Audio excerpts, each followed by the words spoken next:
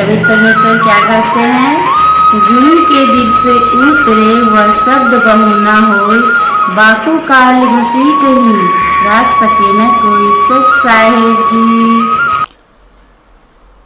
परमात्मा से कोई चीज छुपी नहीं है। यदि हम भगवान से डरने वाले हैं और हम परमात्मा कबीर जी को परमात्मा मानते हैं तो भगवान भगवान वाले काम किया करता है। आपने बहुत शांति रखनी पड़ेगी। उन दुष्टों का तो नाश होया पड़ा है, उनका तो पतन हो रहा है। वो चाहते हैं कि आपका भी नाश कर दें झगड़ा वगड़ा करके। आपने जो संयम दिखाया 9 अप्रैल सन 2013 में क्रोथा के अंदर, मेरी आत्मा गदगद कर दी। बच्चों, तुमने साधुता दिखाई।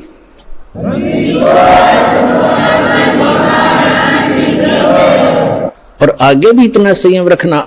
कहते हैं हस्ती डर माने नहीं जो स्वान बुकाही, और शीश महल को देख कर वो भौंक भौंक मर जाई।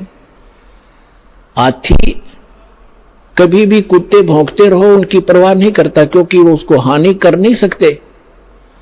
और जो कुत्ते होते हैं वो अपने दोष अपने, इसी प्रकार जो दुष्ट लोग हैं वो अपना गंध साधु संत और भक्तों में अपनी ही परछाई देखा करते हैं। चोर को चोर ही नजर आते हैं, संत को संत ही नजर आते हैं। एक चोर किसी शरीफ व्यक्ति के घर पर रुक गया यात्री बनकर। अब उस शरीफ व्यक्ति ने उस चोर को अपने घर के बीच में सुलाया, एक नेक आदमी मानकर। घर वाला सो गया निश्चिंत होकर के, खाना खुना खिला के, और चोर रात्रि में चोरी करके चला गया।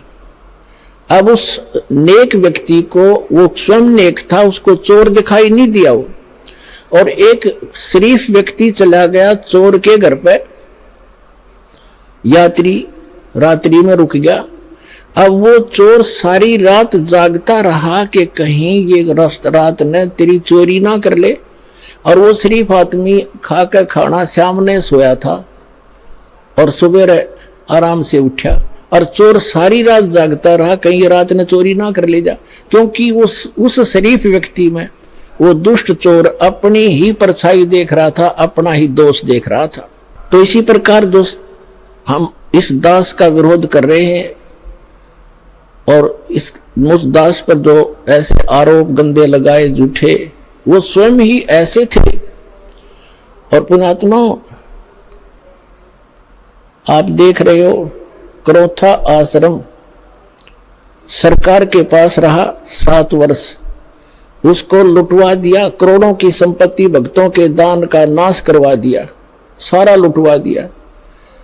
और आज परमात्मा ने हमें क्या दे रखा है। और जो ऐसा बताते हैं, सुनने में आ रहा है कि जो उस परमात्मा के सच्चे स्थल से कोई सामान उठा कर ले गया था, उनका सर्वनाश होने जा रहा है। एक ने बताया कि एक हमारे गांव में उठा कर ले गया था पुलिस वाला, तो उसके पुत्र का विवाह हुआ। वो लड़की ने आकर देखा कि तुम ये चोरी का सामान एक संत के दरबार का उठा कर लाए हो। वो लड़की उनको तलाक दे दिया। उसने देखा ये जीव डूबेगा मरेगा, उसने ऐसे हाथ में उठाया, उसको बाहर फेंकना चाहा। बिच्छू ने डंक मारा और पानी में गिर गया। उसने फिर उठाया, उसने फिर डंक मारा और पानी में उछल गया। उसने फिर उठाया, उसने फिर डंक मारा, और कुछ देर में फिर उसने दोनों हाथों से पानी समेत ही उसको पटरी पर फेंक दिया।